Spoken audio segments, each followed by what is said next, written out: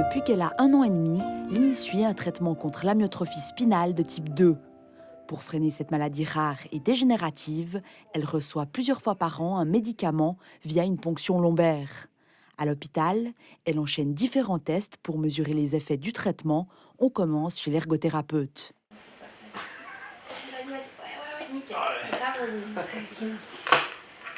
Par différents exercices, le but est de surtout tester la force musculaire.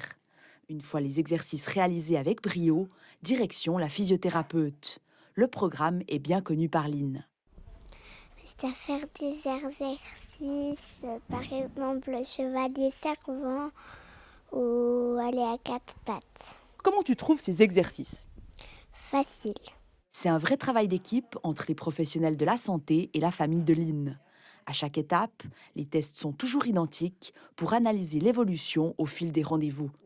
Levez la tête tout droite vers moi. Whoop, 1, 2, 3 et en bas. C'est pas ça qu'on s'imagine quand on pense à une physiothérapeute pédiatrique.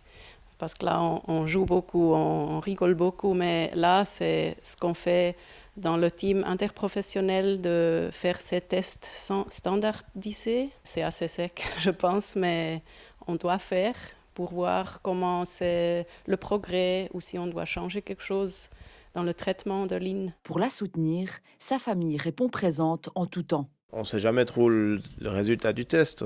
On espère toujours que c'est la même chose ou mieux. Et puis, mais sinon, ça se passe assez bien.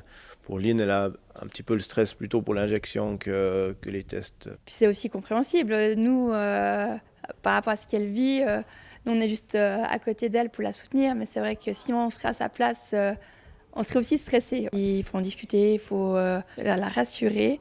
Et puis voilà, puis après, dès que ça s'est fait, elle est toute contente, c'est derrière, quoi. La dernière étape est la piqûre dans la moelle épinière du bas du dos pour injecter le médicament.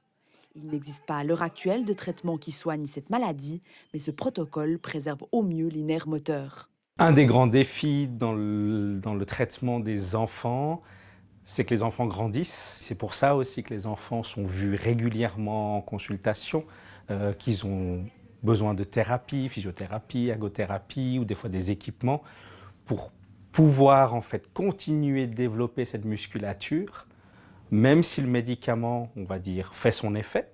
Il stabilise les nerfs, permet aux nerfs de fonctionner.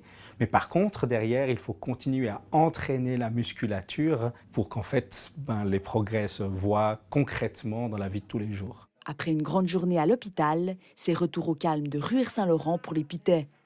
Selon les médecins, les effets du traitement sur Lynn sont aujourd'hui réjouissants, de quoi encourager toute la famille à avancer main dans la main, plus soudée que jamais.